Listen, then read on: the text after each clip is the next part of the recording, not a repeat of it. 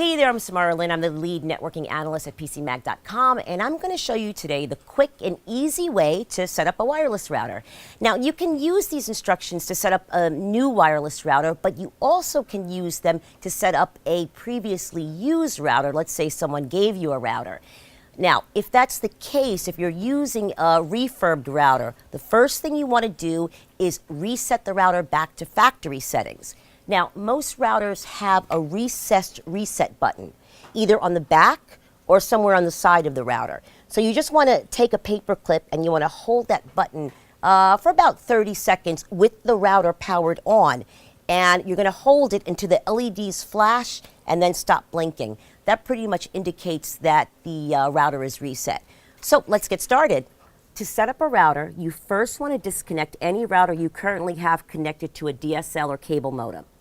So turn off your ISP-provided modem, connect an Ethernet cable from the modem to the WAN port of your router. Connect an Ethernet cable from one of the LAN ports on the router to the Ethernet port of a laptop or computer. Now, if you have a newer wireless router, say made in the last year or so, a lot of these routers already have a pre-configured wireless network set up. The SSID of the network and the passphrase will usually be on a sticker on the router or in any accompanying documentation. So you can skip that second connection of the Ethernet cable from the LAN port of the router to a computer, and you can just use a laptop or any sort of wireless client just to connect to that pre-configured network. Now, I still prefer the wired method because it eliminates any potential wireless connectivity problems that could cause problems with the initial setup. Also, if you're using the wired versus wireless setup, I like to disable the wireless adapter of the laptop I'm using for setup. This way, the laptop does not connect to any other access points in the area that I may have connected to, and then I'm connected to two networks on the same machine, which could cause setup problems. So, once you have the two Ethernet cables connected, connect the power on both the modem and router. Now, you want to power up the modem first. When the modem is fully powered up, you'll see green lights on it. You can then go ahead and power up the router. Once the router is fully powered up, again, when all lights are steady and not blinking, you can go into the router's management software to configure it. Most routers nowadays don't come with setup disks. Most of them have browser-based software for setup. You can access this software from the computer that's connected to the LAN port of the router. You do this by typing in the default IP address of the router as the URL. The default IP address is usually on a sticker on the router or provided in the documentation. You can also find the IP address by typing the ipconfig command in Windows at the command prompt.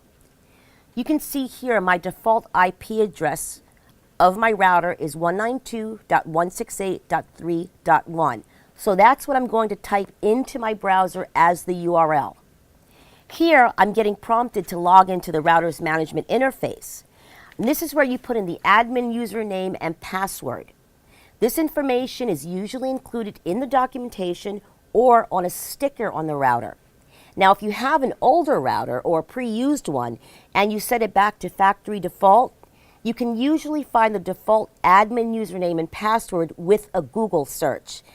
This router uses admin as the username and password. Now I'm in the interface. The first thing you should do is change the admin password for security reasons. The next thing to do is set up your wireless.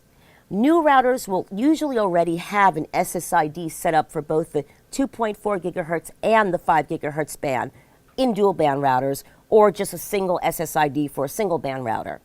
And usually they'll have the passphrase set up as well.